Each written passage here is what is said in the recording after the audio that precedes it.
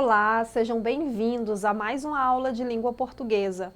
Eu sou a professora Elívia Soares e hoje nós vamos falar sobre planejamento e produção de crônica literária. Acompanhe o slide para vocês verificarem o que nós já estudamos e o que nós vamos estudar sobre esse conteúdo. Já estudamos sobre o gênero crônica. Nós conhecemos dois tipos, a crônica argumentativa e a crônica literária. Ambas costumam abordar situações presentes no cotidiano, ou seja, no dia a dia.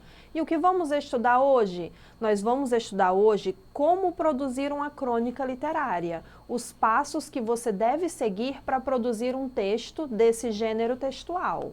Vamos lá.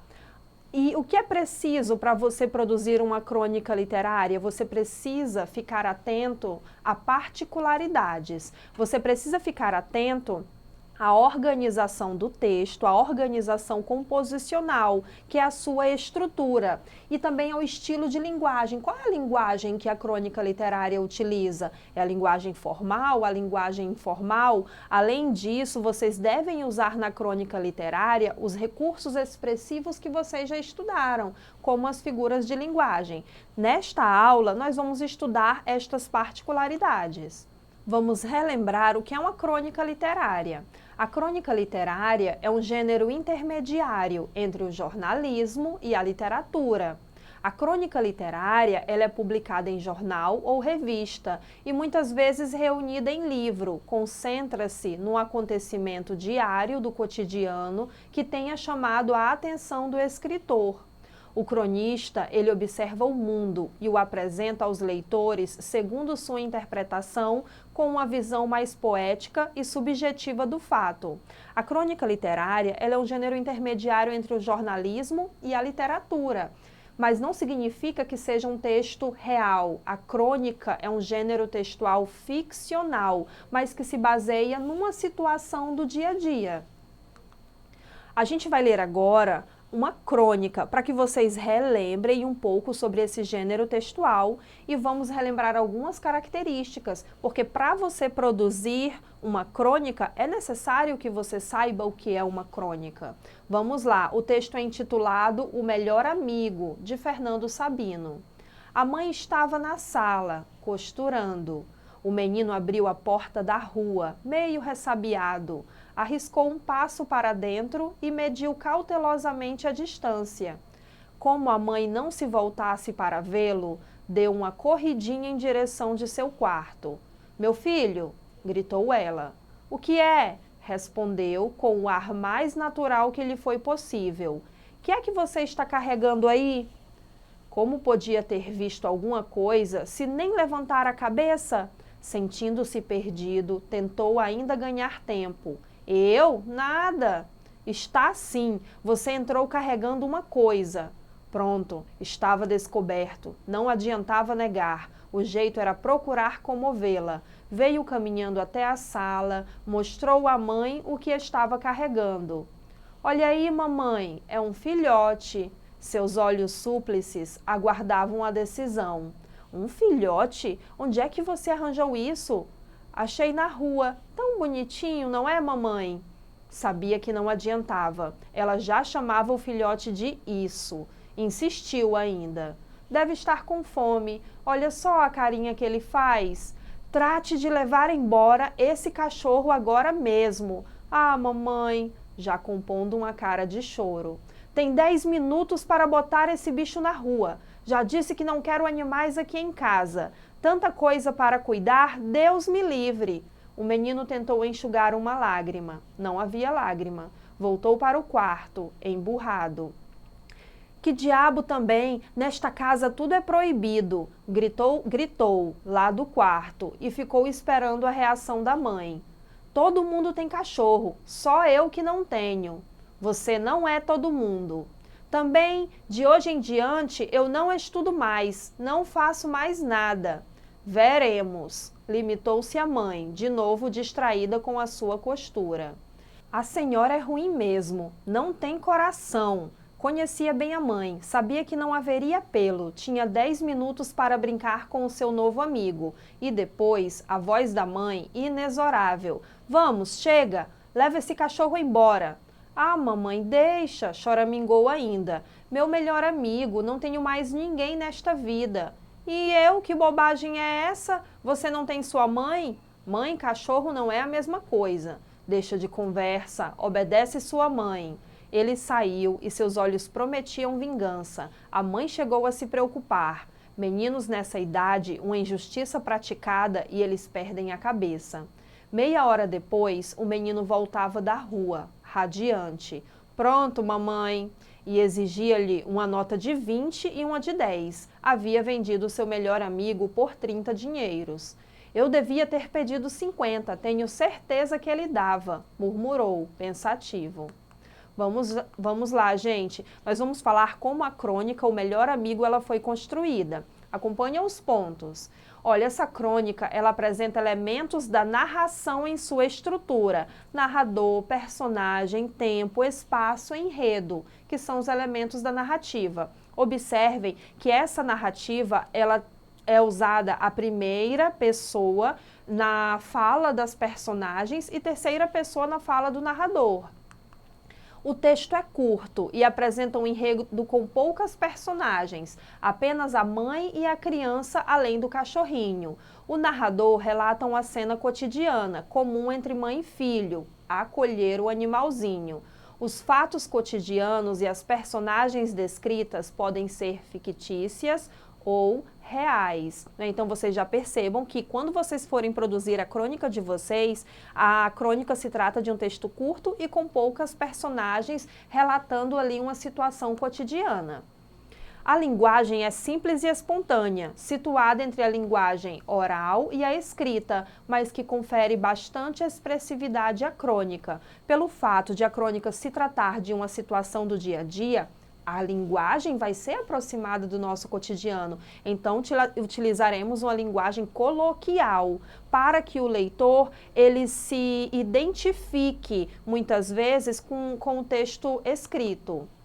O desfecho de uma crônica, embora possa ser conclusivo, nem sempre representa a resolução do conflito, e a imaginação do leitor é estimulada a tirar suas próprias conclusões e reflexões. Essa crônica surpreende o leitor com um desfecho totalmente inesperado. E você não sabe o que a mãe é concluída, pois o menino vende o cachorro, mas você não sabe, você fica aberto, o que acontecerá posteriormente? Será que a mãe brigou com o menino? O que será que aconteceu?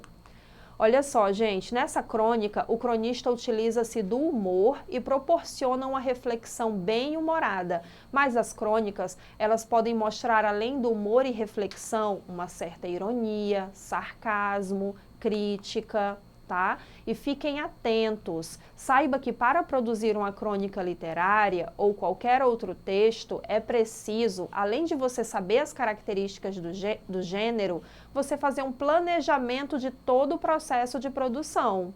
E nesse planejamento deve-se levar em conta o contexto, ou seja, as condições de produção do texto. Nós vamos falar agora sobre as condições de produção do texto. O que você precisa pensar antes de produzir uma crônica literária? Vamos lá. Olha só, primeiro você deve pensar no tema. O tema deve atender às expectativas do leitor. Como falamos, a crônica literária, ela trata de situações do cotidiano. Então, você tem que pensar num tema voltado para situações do cotidiano. Qual é o segundo passo? O segundo passo é para quem escrever. Qual é o público-alvo, tá? Você deve definir qual vai ser o público-alvo, porque assim a sua linguagem ela vai variar do formal para o informal, mas lembrando que a crônica ela trata de situações do cotidiano, então você vai utilizar mais a linguagem informal. Se você ler uma crônica do século XIX, por exemplo, a linguagem ela vai estar mais formal, mas porque a época é mais formal, né? A linguagem ela muda com o decorrer do tempo. Então hoje uma crônica contemporânea, a linguagem ela se apresenta muito mais próxima nossa do dia a dia. O terceiro ponto para as condições de produção de texto, o objetivo. Para que escrever, você tem que definir qual o objetivo do texto que se vai escrever. Alguns objetivos são questionar, entreter, informar, refletir, convencer, tá? Entre outros. E o último ponto, a publicação. Onde o seu texto vai circular? Depois que você produzir o seu texto, ela vai ser reunida em um livro, publicada no blog da escola, postada no grupo de WhatsApp da turma ou em outro lugar? Gente, após pensar nas condições de produção do texto, você tem que prestar atenção nos passos que você deve seguir para começar a escrever. Falamos das características da crônica e falamos das condições de produção do texto. Agora, quais passos eu devo seguir para começar a escrever o meu texto? Qual é o primeiro passo? Você tem que anotar um acontecimento da vida escolar ou familiar que julgue interessante. Por exemplo, o seu texto vai falar de uma situação ocorrida no recreio, entre uma aula e outra, algo interessante no corredor, uma conversa entre colegas, no ambiente familiar, pode ser um almoço divertido, uma conversa entre as tias, o lanche na casa da avó, um jogo de futebol ou de outro esporte com os primos. Qual é o segundo passo depois de você pensar no seu tema? Você vai imaginar de que modo você iniciará a crônica. Como eu vou iniciar meu texto? Eu vou surpreender o leitor, eu vou direto no assunto e o final da história vai criar um impacto no leitor? Eu vou fazê-lo rir ou vou fazê-lo refletir? O terceiro passo, gente, você vai escrever a sua crônica em terceira pessoa, para dar um tom mais de subjetividade e que pareça que a história não é sua, mas sim quando o leitor a ler, ele se situar, ele pensar que aquela história também acontece com ele. Por isso que é mais adequado você utilizar a terceira pessoa. Vamos para o passo 4. Olha só, atente-se à adequação à norma padrão. Embora o seu texto ele predomine o uso coloquial da linguagem, mas você não deve se esquecer das palavras corretas, da escrita correta das palavras, ortografia, acentuação, uso adequado de conjunções, de preposições no seu texto, para o seu texto garantir uma coesão. E o último passo, combine com o professor o que fazer com a crônica que produziu. Será publicada em meio impresso ou digital? Publicar no blog da escola? Um livro da turma? Olha só, gente, então pensado em todo o processo de produção do texto, vamos exercitar um pouquinho para saber se vocês interpretaram bem aquela crônica, tá bom? Vamos lá. Ainda falando sobre a crônica, né, aquela crônica de Fernando Sabino, meu amigo, melhor amigo, eu pergunto para vocês, essa crônica que nós lemos prende a atenção do leitor? Como? Prende. Quando você começa a ler e começa a perceber que é uma situação do dia a dia, que é uma conversa leve, acessível, que o cronista utiliza no texto, isso torna a leitura, o texto mais próximo dos leitores. Os leitores, eles se identificam com as opiniões manifestadas. Agora, questão número 2. Que sensações e emoções foram despertadas pela leitura dessa crônica? Várias emoções. Não é? Primeiro, sentimos ternura com a ingenuidade e delicadeza do menino em resgatar o animal. Depois você sente dó do menino e do cachorro, raiva da atitude da mãe, satisfação e alegria com o desfecho bem-humorado, entre outros. Então, para você perceber através dessa questão que a crônica, ela desperta várias emoções no leitor. E para finalizar, olha só, lembre-se, para produzir uma boa crônica, é necessário, antes de mais nada, ser um bom observador da vida cotidiana das cidades. É pela observação da realidade e por uma perspectiva inusitada que o cronista encontra o tema de seus textos.